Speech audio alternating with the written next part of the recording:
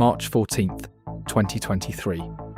Over the Black Sea, in international airspace, a US Air Force MQ-9 Reaper conducting a routine intelligence surveillance mission was intercepted by two Russian Su-27 flanker fighters. What you are watching is the drone's own sensor camera, declassified and released by the Pentagon 2 days after the incident. A Russian pilot flew directly over the aircraft and dumped jet fuel on it, then came back and did it again. On the second pass, the Su-27 physically struck the MQ-9's propeller. The drone went down. Russia claimed it never happened. The drone's own camera proved otherwise. The Reaper is America's primary long-range surveillance platform. 27 hours of endurance, 50,000-foot ceiling, built to operate continuously over contested airspace, where putting a human crew would be unacceptable. On March 14th, it was doing exactly that job. The intercept occurred about 50 nautical miles southwest of Russian-occupied Crimea, international waters, outside Russian airspace, close enough for active monitoring of the Ukraine war conflict. Russia's Ministry of Defense immediately claimed no collision occurred, that the MQ-9 had simply lost control on its own and fallen into the sea. The Pentagon's response was to release the video. US Air Force's Europe Commander General James Hecker stated the Russian maneuvers nearly caused both aircraft to crash. The Pentagon spokesman was even more blunt. The footage, he said, absolutely decimates the Russian lie.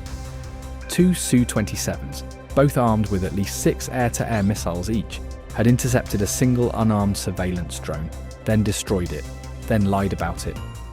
What the drone's own camera recorded is straightforward. A Russian Su-27 closed in from behind and slightly to the right, the classic intercept position. Then, instead of the standard wing rock acknowledgement used in professional intercepts worldwide, the pilot opened his fuel dump. Jet fuel streaming directly onto the unarmed American surveillance drone, operating legally in international airspace.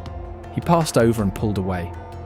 The MQ-9's propeller was still intact, still flying, but then he came back. Second approach, same rear quarter, and this time closer. Fuel dumping again. And on this pass he didn't clear the drone.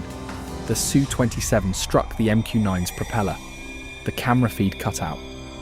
When it returned, one blade was visibly destroyed. The drone was finished.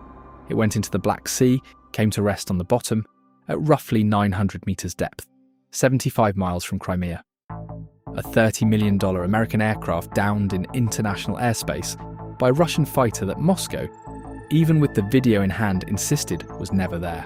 Here's what you need to understand about the MQ-9 Reaper.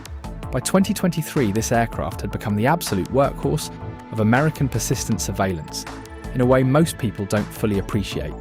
It stays airborne for 27 hours, cruises at 50,000 feet, and runs cameras, infrared, radar, and signals intelligence collection simultaneously, all without a pilot to rotate out or a crew to put in harm's way. And that last part is the whole point. The US can send an MQ-9 into airspace where putting a manned aircraft and crew would be politically and militarily unacceptable. We can saturate an entire region with them. At its peak, the Air Force was operating around 350 of these across every active theatre. Africa, the Middle East, Eastern Europe, the Black Sea. Most importantly, they're replaceable, though they're not cheap at $30 million each. When Russia downed one over the Black Sea, it didn't stop the mission. It didn't close the airspace. Another one went up. That's the operational reality Moscow is dealing with, and it's exactly why what they chose to do that morning tells you a great deal about how Russia calculated the risk.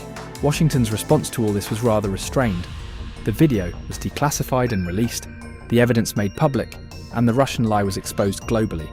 Diplomatic protests were filed, and then largely, the United States absorbed the loss and moved on.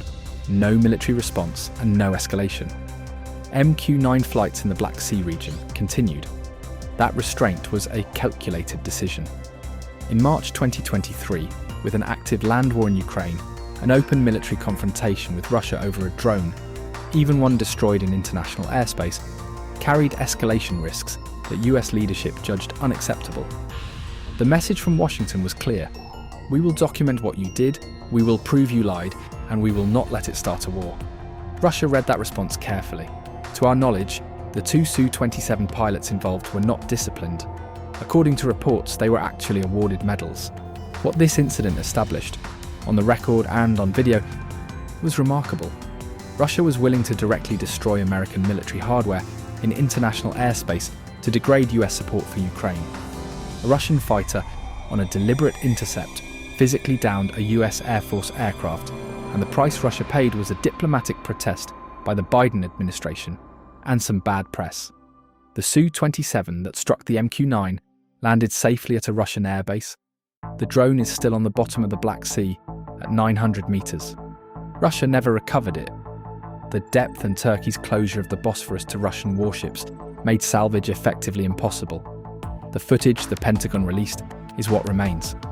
43 seconds of declassified video that shows with complete clarity exactly what happened and exactly what Russia was prepared to do. If you enjoyed this video, please hit subscribe.